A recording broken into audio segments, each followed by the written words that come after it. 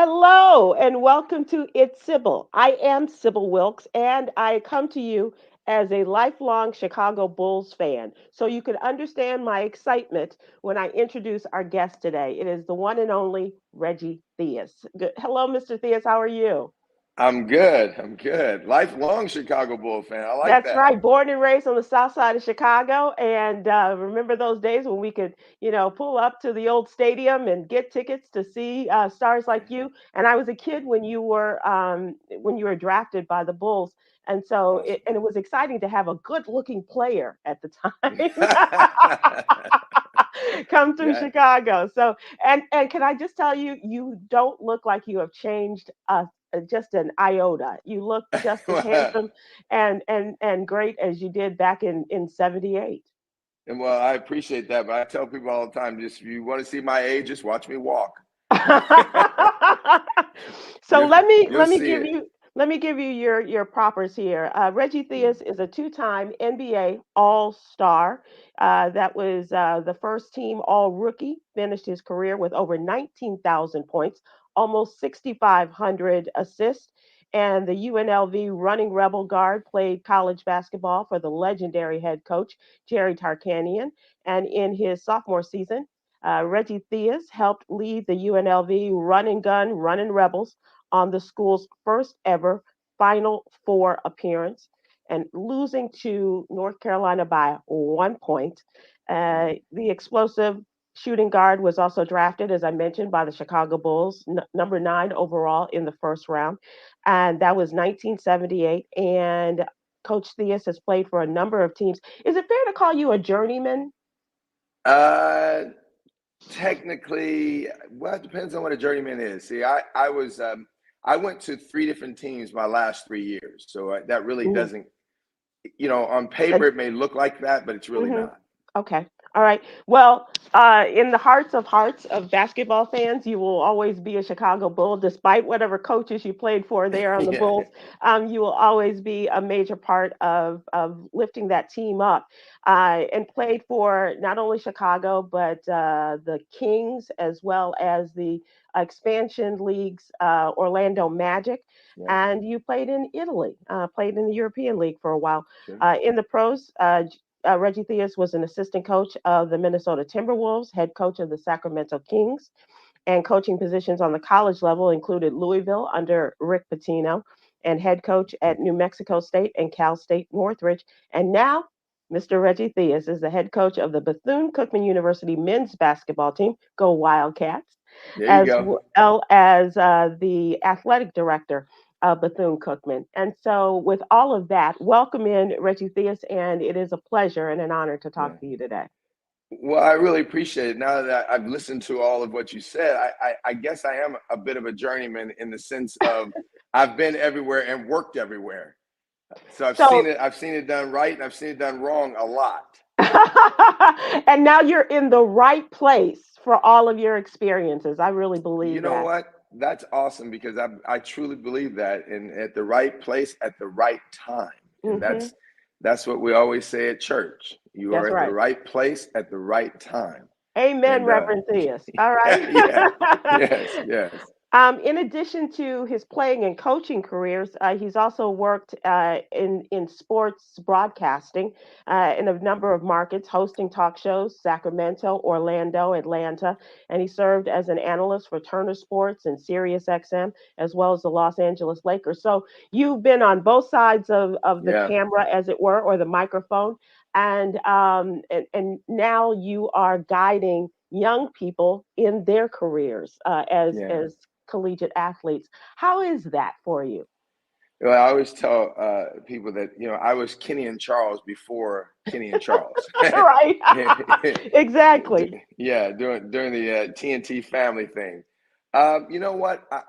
When you think about where I am today and what I wanted to do with my life at this time, Hmm. it is the perfect scenario because I prayed to have a chance to do more. When you've had a career and when you think about what I've been able to accomplish, I've had 5 different careers, Mm. legitimate careers. Hmm. Um, and when you start to think about, well, what, like, I know that you've got me doing all of these things. I know there's a path. I know there's more. Right. So I started to pray for that opportunity to have more of an effect on kids and more of an effect in a situation. And I ended up having a chance to become the athletic director at Bethune-Cookman University. And when they wanted to hire me as the athletic director, I said, well, if you hire me as athletic director, I'm gonna hire myself as a coach. Beautiful. So they said, basically, if that's what you want to do, it's a lot of work. But I'm Sybil, I think that I'm the blessed one to have the chance to really utilize all the things that have happened in my life, all the good things, because I believe that we have to show our kids, especially our Black kids who come, 65% or 70% of the kids that come to Bethune-Cookman, basically are Florida kids, and they really never leave Florida, most of them. We have to show them what success looks like. Yes. And it's not just the bling. It's success it has many different layers. And success is something you have to build the tools to have success. You have to dig your ditches, to warrant that success. You can get lucky. There's a lot of lottery winners out there, but but I feel very blessed to be able to continue to mentor, continue to utilize, all of the different antidotes that I've had and stories that I've got, and just be sort of a pillar for parents to understand that their kids have a chance. And it's not always just through athletics, because most of these kids aren't going to play pros.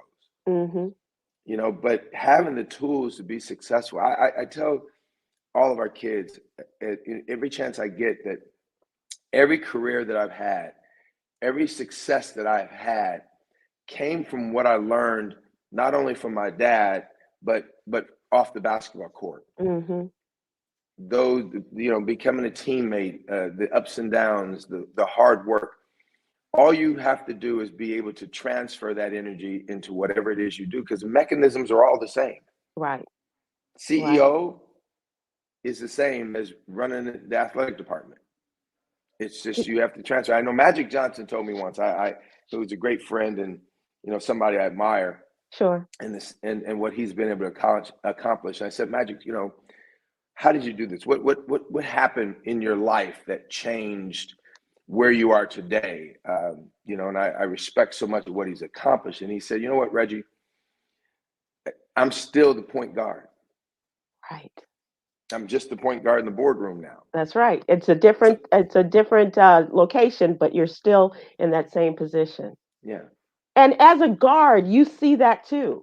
Yeah. Oh yeah. Well, I was a point guard. He and I were the only legitimately two big point guards that really ever played the game. Right.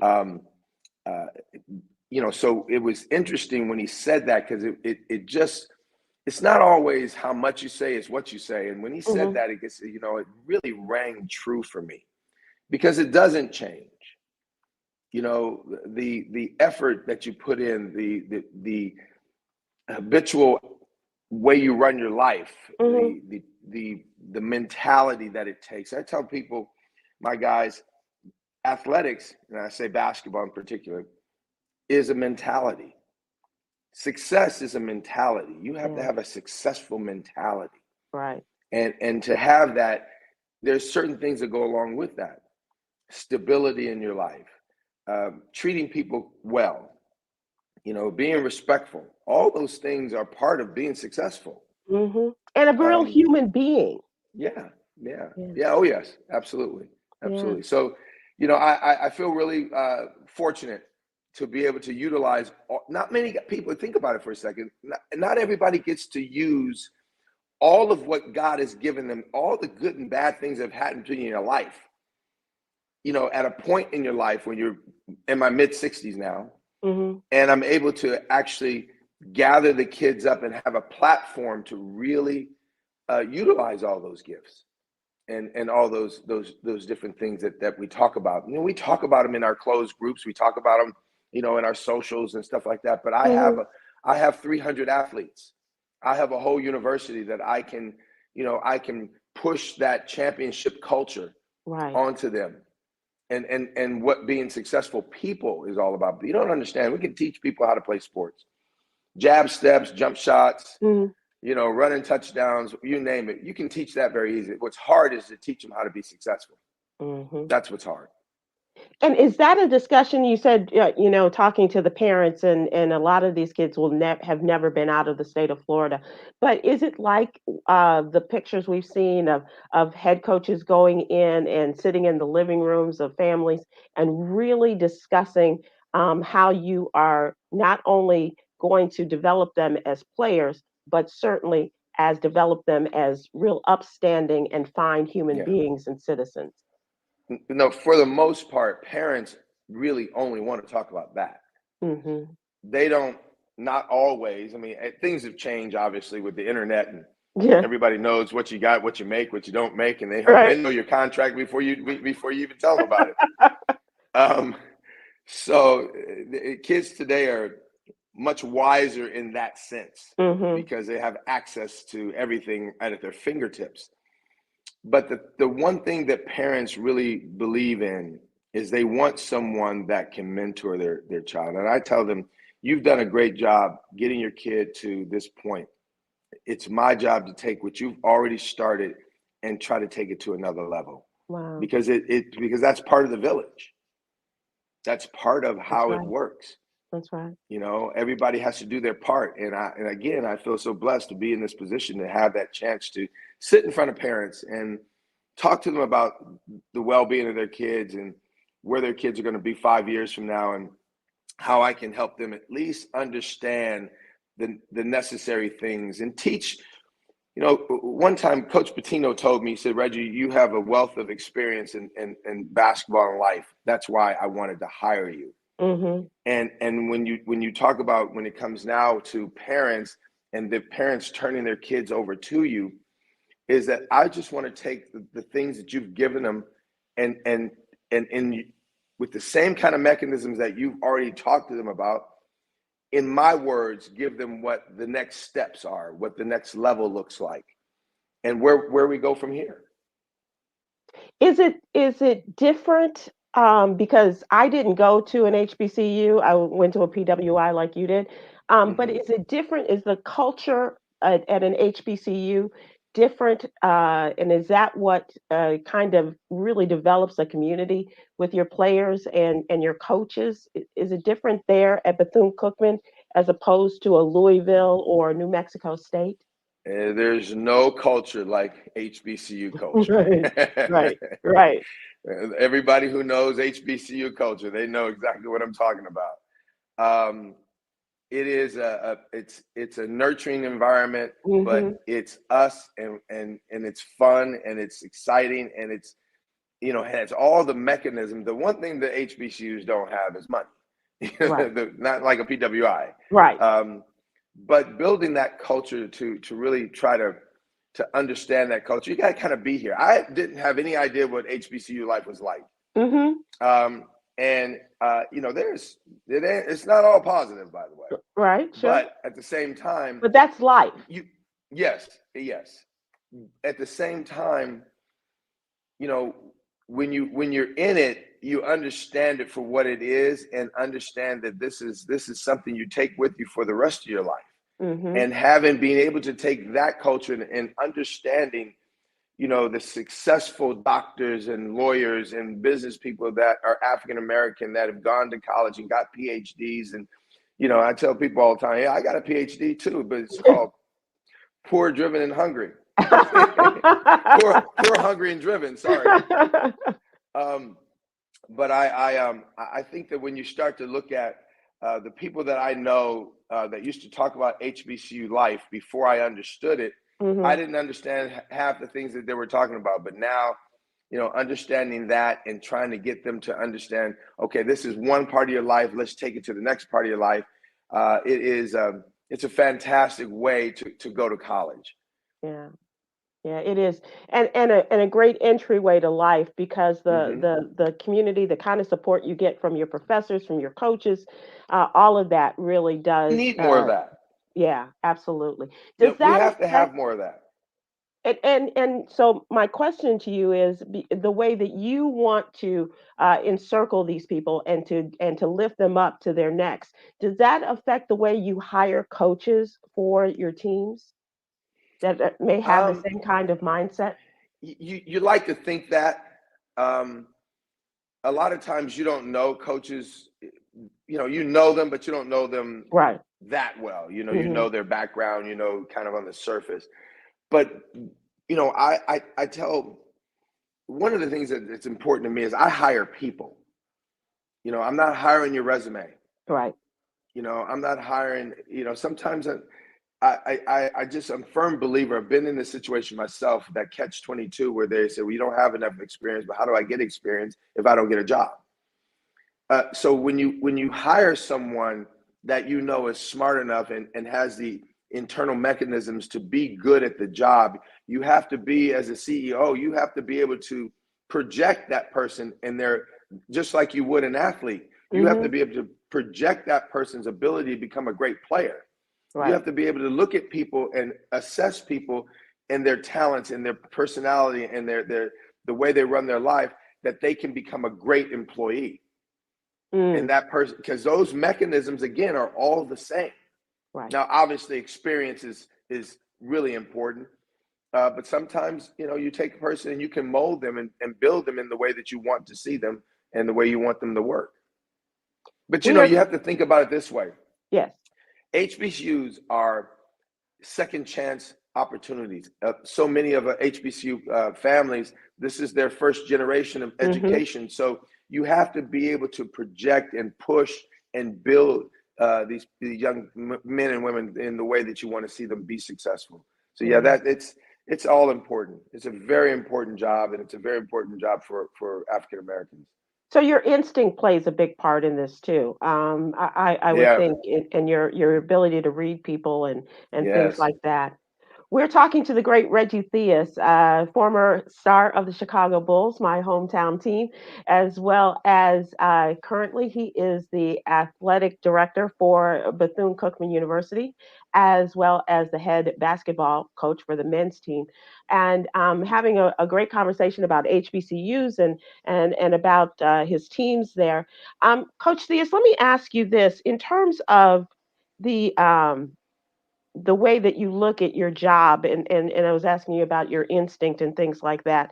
Um, we have a foundation with our company, and it's called HBCU Bridge. And like Tom Joyner's foundation to keep kids in HBCUs, what we do with HBCU Bridge is to expose our students because this is our business in media and communications. We seek to be the bridge from leaving an HBCU to getting a Hmm. job, right? And in the TV and radio business. So we are that bridge from college graduation to their first real job. But we also want to expose them to different things. Instead of just being in front of the camera or behind the mic, that kind of thing. Hmm. Hmm. Your experiences in talking to your young people and their parents is that discussion about the likelihood of your child turning pro is pretty small. But what we're going to do is instill in them all of the tools or many Hmm. of the tools that they need for success in the next chapter of their lives. Is that difficult to communicate to parents as well as to students who are You, anxious? yeah, you have to be very careful in talking about what's not going to happen, because you don't want to blow up somebody's dreams. Right. So you have to keep them focused on their number one goal in their life, because everybody wants to play pro in Sure. whatever sport. There's no Sure. People forget that you do this because you want to be a pro. You don't do this Hmm. just because it's like a weekend thing that you're just hanging out. Right, with the guys. You do this, yeah, you do this because you want to be a pro. Now, every kid, whether they're the top of the team or the bottom of the team, they all think they're good enough. So you You don't have want to to. take, yes, yes, absolutely. You don't want to take that and say, well, it's not going to happen. You have to, you always have to talk to them in the possibilities. But I'm a A, B, and C guy. You know, Okay. you have to have a plan, you know, going further than even C at times. I think that part of my success in my life is my ability to reinvent myself. Mm-hmm. My ability, you are evolving always. And even at right now at 60 plus years old, I'm evolved into an athletic director, which I had no experience whatsoever going into that. Now I had some of the mechanisms and tools to be a good athletic director, but again, in respect for the job, I didn't have any experience. Mm-hmm. So, you know, you're always evolving. And when I can use myself as an example to these things, my kids really understand it. I think one of the things that we have to always think about when it comes to the success of our kids, because they have a disadvantage going into the interview room. Mm-hmm. And the color of their skin a lot of times is the reason they have that disadvantage, because of way people would rather hire over here than over here. And I think that what we have to continue to fight with, and you know, I was just reading not too long ago, and I forgive me, I can't remember. I actually had it in my notes, but there is a large number of Fortune 500 companies out there, so a large number, and we have to get these companies that can change the landscape of HBCU life, Right. because HBCU life and HBCUs in general, the biggest overall problem with HBCUs is lack of funding Yeah. and lack of infrastructure. These companies could change. You know, they talk about reparation. Well, there would be no better reparation than it would be to actually build the HBCU culture and to build the strength of HBCU universities, because that affects generations of people. That's right. If you want to have an Come effect on on something, now, Reverend Theus. you know, passion is something that, you know, it just comes along with my program. Mm-hmm. And when you believe it and you know it to be true, you know, at the drop of a hat, you know, these companies could put together a program that would really change the lives of hundreds and thousands of African American families, and Mm-hmm. have not only the immediate impact on these kids that are in school today, but generations down the road, because HBCUs are not going nowhere. Right. They're here to stay. And yes, a lot of them are struggling. We're a private HBCU. We, at this point in our Bethune-Cookman life, we need about $200 million to actually make our school viable. The infrastructure at our school is horrible. Mm-hmm. You know, I just built an on-campus football field for our football team. That 100 years of football, we've never had an on-campus football field. Right. Our team has no locker room, no equipment room. It is, you know, we spend over $200,000 a year busing them back and forth and backing up a truck to put their gear in a truck and taking it to the laundromat. I mean, Right. come on, that's just ridiculous for a Division I team. So I've been fortunate enough to, and I always give my man Charles Barkley a lot of props, because he gave a sizable donation to my basketball program, Mm-hmm. and I took that money and put it into our football field, Right. because as athletic director, I saw that it's the biggest need on campus is for our football program to thrive. Mm-hmm. And the things that, you know, our gym that we have is the only facility at Bethune-Cookman that we own. We don't own any other Wow. facilities at all. So Moore's Gym is, I mean, it was built, you know, 100 years ago, Right. Right. and it's just raggedy. And so, you know, but at least I have a place to practice. Mm-hmm. Now, you know, the problems with it is one thing, but football team had nothing. So I put that money into the football program, and it's, you know, we have a beautiful on-campus synthetic football field, brand new right now. And now I'm into the old weight room, refurbishing the old weight room to have, so they can have a locker room. Right. And so we have to continue to do those. But these are, and when you talk about the infrastructure of HBCUs, it's been well documented. Mold and especially in places like Florida, Yeah. it's Yeah. it's a problem. Mold is a problem in brand new houses. Yeah, of course.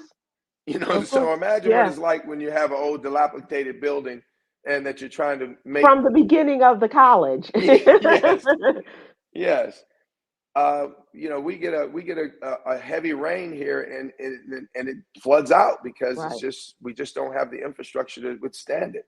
Yeah. But these companies could really make a huge impact. And the other thing is that we have to fight for is direct hires. Mm. You talk about wanting to do something for these kids. Well, make it your business to have a section of your company where you can hire direct hires for these kids on internships where they have a chance to grow in your company, Right. because they may not come with the sparkling accolades that some other kids might come, but these kids are hard workers, and they know what it's like to struggle. They know what it's like to be successful. All right. They don't know all of it, what it's like, but they know what it will take to be successful. And if you give these kids a chance, All they're asking for. it's all they're asking for. And direct hires are really some of the ways that companies can really help HBCUs also. That is powerful. I overnight in preparing for this, I was really excited, and I was just going through social media, and on my Instagram feed, I came across a discussion that Kyrie Irving was having and talking Mm-hmm. about making a difference in terms of generational wealth in our communities. And Mm-hmm. he said professional athletes have all this money and they like to flex with the cars and the jewelry and things like that. He said, but imagine if we took that money and put it in our communities and Mm-hmm. started a grocery store and started other businesses for our community, and how that would affect generation after generation after generation. That's what we need to do, is to Yeah. invest in others and not so much in ourselves, and that's what you're talking about. Yeah. No, there's no question about that. And by the way, the athletes today, they make enough to do both. That's what he said. They definitely make enough to do both. And a lot of athletes are doing a lot of great work. I mean, Hmm. don't sit here and think for 1 second that most of the things that athletes do, you never hear about it, because these are not guys that are seeking publicity. Right. So they do their thing, and they help. And you hear about certain guys that have done some great things because they're just doing it on a large scale. But you can athletes can take. I mean, when you start thinking about HBCUs, you can get 2 or 3 athletes together. They could adopt each guys could adopt the HBCU and do some things at that university. If it's Yeah. not just for athletics, it can be for academics, Right. because we're always scholarship poor. Hmm. We went from, in 2019, at $5 million in scholarships. We're down to 3 million right now. Wow. So we're so underfunded. It's not even it's crazy how underfunded it is. And and Dr. Bethune, Mm. her legacy and what she has accomplished in her lifetime, and that legacy is still thriving today. We owe it to that history. We owe it Right. to them to really fight really hard to build the HBCU culture and to build the HBCU networks.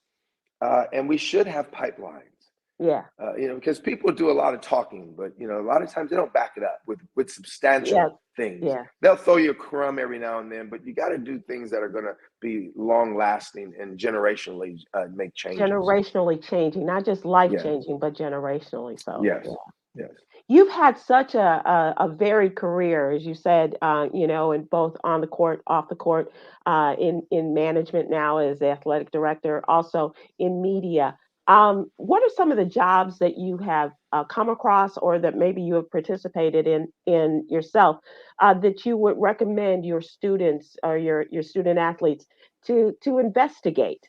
Hmm. I think it would not be a bad idea if you had point guards on your court, saying you've got a really good head for this, for business, Yeah. and for have you considered beyond the basketball court getting into sports management or getting Hmm. into becoming an athletic director for a team? Well, one of the things that is, sports management is a big, but it's such a competitive It's business, very, yeah. and you have to remember that um, it's not like the real world. There's, jobs jobs are a little different when it comes to coaching and athletics in general, Hmm. because it just, the jobs change every few years, but there's not just an enormous turnover like that. Television is a big one. I think that, when you think about all the outlets and the media outlets that need content on the production side, Yeah. on being a grip, being people that build the sets. I told my daughter years ago, as I saw that the women were getting stronger and stronger in the media world. I Hmm. said, I told her, Rocky, you should think about going into broadcasting. And she looked at me and she kind of shook her head, and she liked it. She has the personality for it. She has the looks for it. She played 4 years at UC Irvine at basketball. And Hmm. so and now she's been working 10 years plus uh, in the media, and she has her own magazine show in Las Vegas called Las Vegas Now on Channel 8. And she's been doing that for like 4 years, and really, I think, an up and coming star in the business. Nice. But sometimes it is a thought, and you have to provoke thought with kids, Yes. because if you ask a lot of them, especially athletes, what do you want to do when you stop playing sports? Hmm. There's a lot of them that don't have any clue, But you and you said you're have an to. ABC man. Do we not raise ABC children? Well, we like to give them what I always call, we give them the word. The word is, and I had a high school coach, Mike Spalding, that was always giving me the word, Hmm. telling me, about life and what has to happen, and being that, you have to have that plan B. But you have to start thinking about what you'd like to do as early as you possibly can, Hmm. because that thought in the back of your head, whether subconsciously or unconsciously, you will make moves to get there, Right. because that's always been in the back of your mind. Um, but I think that a lot of athletes in general, they only look at the one area of being able to get out of their neighborhood, and that's the quickest Hmm. way and most efficient way to some degree. But having that degree and having the educational background is the next step that you have to have, because without that, we're there. Listen, we all know that there's always excuses not to give you something. Right. They'll find a way. So you have to do what you can to at least cut some of those out of the picture, Right. and that Yeah. education is the most important thing there is when it comes to, life and family, because not only you have to be, a parent to your kids when you have kids, Right. and so many times we grow up in generations before me, and even my generation to some degree, um, our parents weren't educated, so that's why there's so many of us now that are, first generation graduates of college. Hmm. And we have, our obligation is to talk to our kids about what's out there. And the job world is different now. You can have a job and make money, but you're not making enough of it to actually live on your own anymore. Right. Yeah. Yeah. So That's you a just sad have to reality keep, too. yeah, you just have to keep churning. You just have to keep pushing, and fortunately, unfortunately, sometimes you don't have the means to actually take care of your kids for, until they're in their mid 30s and 40s, really, Right. because before they actually get on their own feet.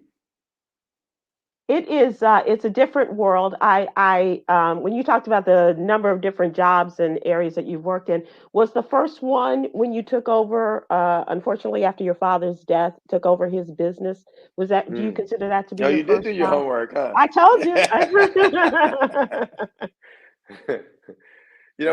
My very first job was at a car wash. Mm. I worked at a car wash when I was, young, very young. As my stepdad's brother was working at the car wash, and he said, "Hey, come on down there and help me watch these cars, boy." That's the way it happens. Yeah, yeah. So that was my very first. But you know, um, having that opportunity to work with my dad, in his own custodial business, um, manual labor, swinging that mop. I did a whole speech on what are you willing to do to be successful? Are Mhm. you willing? Are you willing to swing that heavy mop? Mhm. Are you willing to use the buffer machine? Are you willing to clean toilets to Yes. be successful? And I tell this story about my dad uh, being a Friday night. I'm at work with my dad, uh, and all my family, my sisters, my brothers, everybody had to go to work at some point Mhm. or another. They all had to put that rag on their head and put those clothes on and go clean those buildings. Hold your Um, nose and do whatever it, you had to do. whatever it is, just do your job. Is one of my sayings today is do your job. Right. And my dad, I'll never forget, those of you who might know this. Lou Rawls was playing in the background because there was a jukebox in the Hmm. building, and Natural Man was playing on the on, Okay. on the jukebox. I've been working so hard for Come 35 on. years. Yeah. And he put his arm around me. He said, Reggie, because I was not happy because I was a Friday night, and so he says, I know you want to be with your friends. I know you want to be at home and hanging out with your guys and stuff. He says, Reggie, I don't ever want you to have to do this work for a living. Mm. He said, but it's not going to hurt you to learn how. Right. And that was life changing Mhm. That's the word. because that mentality that night sunk into my system and my soul, and it has permeated me since. And the one thing about my family, the one thing that I've given my kids, and they all say it, is that Dad, you work so hard. Your work ethic is off the charts. Right. And that's something that everyone understands, that it's not a matter of if, it's how hard and how long you're going to work and what will you be willing to do to be successful, in your workplace. Mhm. um, that mentality of working hard and swinging that heavy mop, those metaphors in my mind, you just put your nose down, you go. And there's ups and downs, but ultimately, when you know that you have put the work in, when you know that you're not afraid of the work, when you know that every day is not a great day, but you have the power to change that. Right. You just have to continue. And that's the gift that we have to keep giving our kids. That's the gift. That's the best gift we can give to them, I Yeah. believe, Yeah. is to instill in them. And it might be with what you do with your kids on your various teams as athletic director, introducing them. That's what we want to do with the HBCU Bridge, is to introduce them to all of the possibilities, but also to introduce them to how they must work to get there. So I Because tell my they're kids all the time that, and biblically speaking, you have to dig your ditches. Yes. You have to prepare for success. Right. Preparing for success is the scripture that talks about preparing for rain. Who is more prepared? The person that's praying for Mhm. rain, or the person that's digging the ditches to prepare for the rain? Amen. Yeah. So, Amen. these are the things you have to constantly talk to your kids about, and really just, try to make them understand that it's not going to happen just because you're a great guy. It's Right. not going to happen just because you're a pretty girl. It's going to happen because you have a plan, and you've dug your ditches, and you've worked, and you put yourself in position to be successful. Yes, you can get lucky, but you can make your own luck. And people always say that, there's no such thing. You sort of put yourself in position to become lucky, Yes. you know. Yeah. And Oprah used to talk about, being in the right place at the right time is great, but you also the preparation and being prepared for Mhm. that moment when your time comes. Absolutely, 100%. Yeah. I go back with Oprah when she first got her job in Chicago. I Yes. was I was there. I watched it. I watched her growth in every way, and it's just an absolutely amazing story.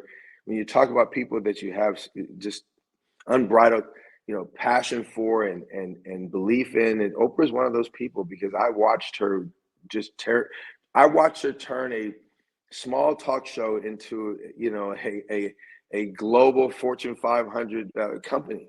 Mm-hmm. you know and she's done so much great work outside of just being Harpo Productions and things. Right. There's just so many things that she's involved with, and is really just one of the people in our lifetime that we can always look to for people that we can emulate. That's right.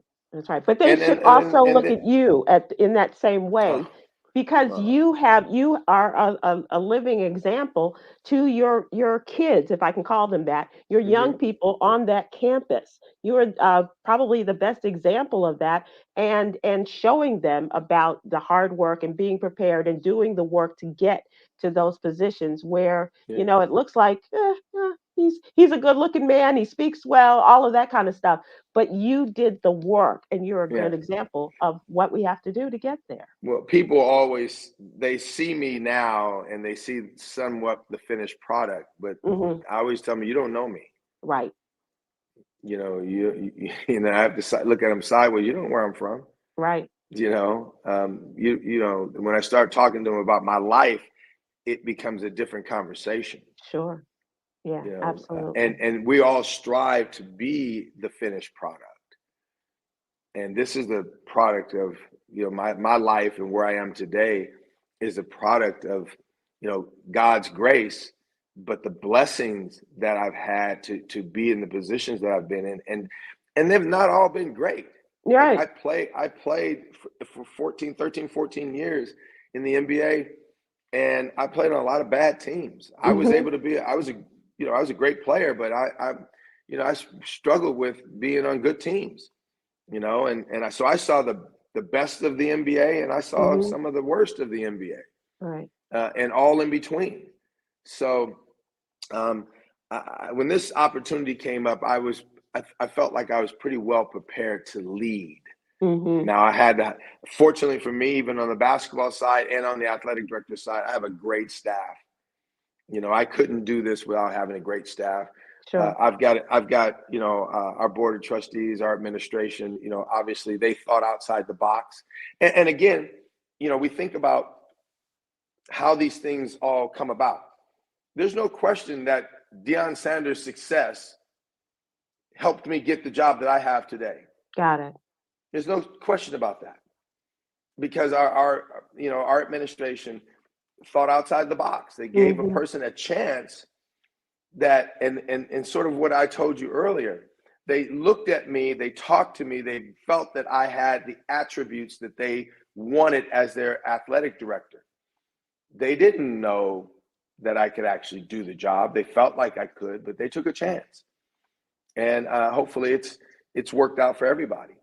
It has And worked out. I, yeah, I want to ask you a couple more questions, because I've really taken this much longer than I promised. it's okay. It's okay. But I'm really enjoying the conversation and hearing more about Reggie Theus and where you are. What about the role of women in sports? I am a big WNBA fan. I am excited about opportunities for, like, the first president of a professional football team with the Mm-hmm. Las Vegas Raiders, sorry.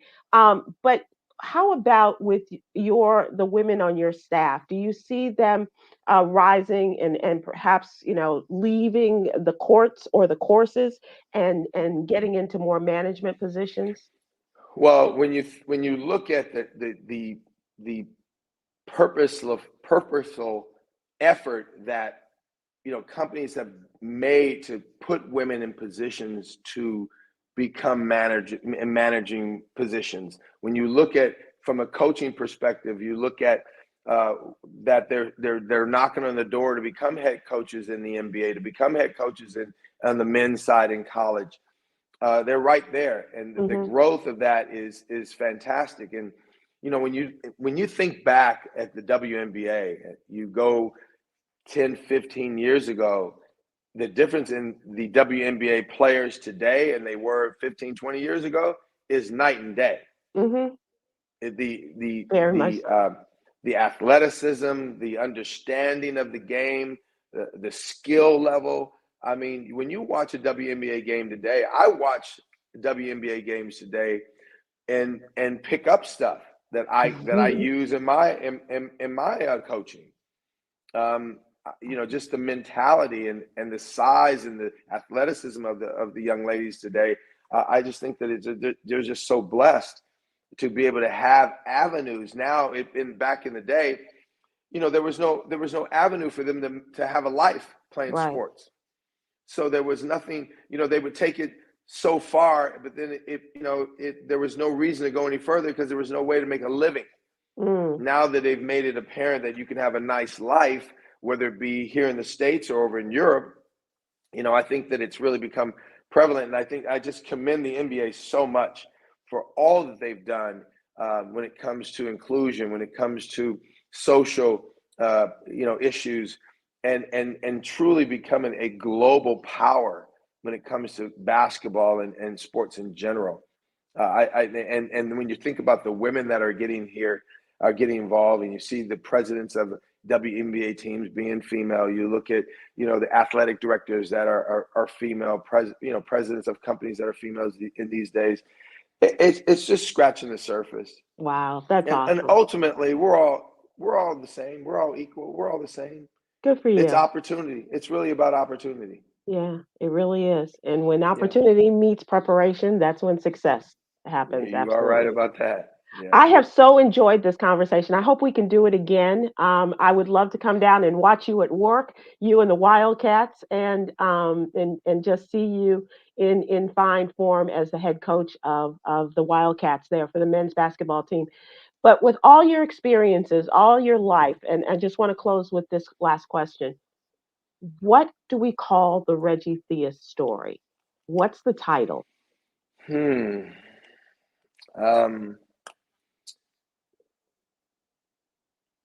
know what? I've overcome a lot. Mm. And I think that we use the word success, but the word that's popping into my mind right now is just blessed. Mm. And that the Reggie Theus story encompasses 3 generations of athletics.